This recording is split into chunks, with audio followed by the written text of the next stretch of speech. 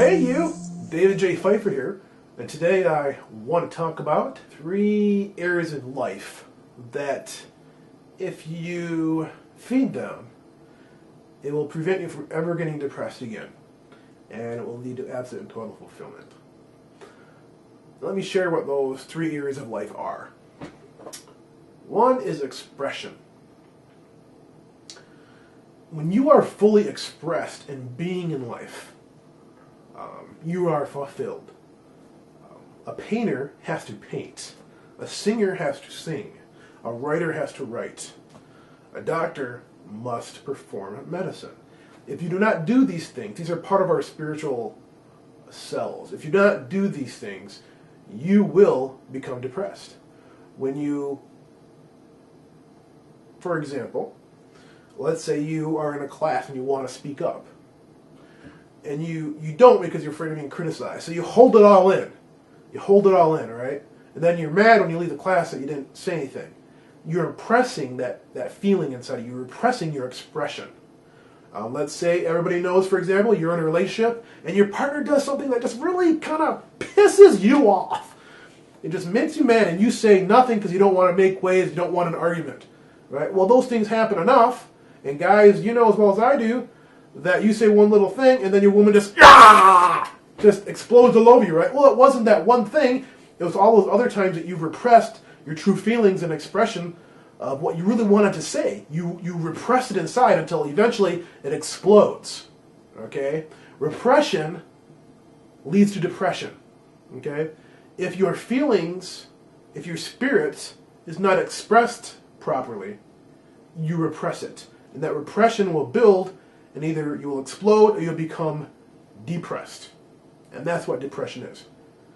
Depression is just a form, ultimately, of repression. So if you're depressed, there's something inside of you that you're not getting out. Something that's not being fulfilled. So, number 1 area, expression. 2, contribution. Everybody wants to be able to give back somehow. You don't have to go saving the world. You don't have to feed the hungry, homeless masses in some third world country. Okay? You don't have to do those things. You just need to be able to contribute. Whatever that contribution may be. Okay? It can be feeding the homeless, or it can be just giving something. It can be giving a big tip to your waiter or waitress. It can be having your line of work to feel like you're actually making a difference in the lives of people. Everybody wants to be able to make a difference somehow. It is that contribution. You have to feel like your life is worth it. You have to feel like other people's lives are better because you've lived, whether it's making them laugh, or entertaining them, or providing surgery on them, or singing for them and inspiring them. Okay? Most people don't understand this aspect. So when they think of contribution, they think of servants, moving over to Haiti and helping everybody in Haiti to get their lives together, because that's contribution. You don't have to be that grand, okay? You can contribute right here. You can contribute in your own life. The secret to living is giving. When you give, no matter how small, you are making a contribution. So try it. You're not depressed. You're not unhappy when you give to other people. Whether it's $5 to some guy in the street who might need it, or whether it's sharing someone how you really feel and saying, "Hey, you're really a great person. I don't tell you that enough. I really respect what you're trying to do." Giving has many different avenues it can take, and that is a contribution. When other people benefit from you because you're around, that contribution is very fulfilling, and you'll feel like your life is worth something. So those 2 things, expression and contribution. Third thing is connection. Okay? You can be fully creatively expressed. You can have contribution and feel like other people's lives are better because you lived. But if you're doing it alone in your basement and you don't have any connection with other human beings, you'll be pretty miserable. Okay? You need that connection. Spirit is expressed in your connection to other people. Sometimes I joke and I say, don't look in my eyes too long, you might fall in love. Well, I'm being funny, yes, but it's actually very true. If you stare at somebody's eyeballs, you'll see their spirit staring back at you. And what you fall in love with is spirit. What you're really falling in love with is yourself because you see yourself staring back. And we've all heard the saying, the eyes are the window to the soul, and that's absolutely true. Have you ever looked into a mirror and talked to yourself? Have you ever said, looking in the mirror, say, "I really love you. You're awesome. Go out and make a difference today." You should try it. Very powerful process. It'll feel weird because you're not used to it. But when you can when you can look in the mirror and look at yourself staring back in and have a conversation with yourself and really compliment yourself, and when it starts to feel comfortable, then congratulations, you start to figure out who you really are. So when those three things are fulfilled, expression, contribution, and connection with people, okay, when those three things are fulfilled, you're not depressed. If you're depressed, it's because of your thinking. All right? We all think that, we're taught to think that depression is a chemical imbalance. It's a disease. It's not a disease, okay? If you can be depressed one moment and then the next moment win the lottery and now you're not depressed, it's not a disease, okay? Diseases aren't handled like that. It's not a disease. It is a chronic way of thinking. It is a frame of mind. That's what depression is. And if it's a frame of mind, you can cure it like that in an instant. In a moment, by changing what you are focusing on, what your attention is to, you can change that depression to satisfaction, you can change it to joy, you can change it to inspiration in a moment.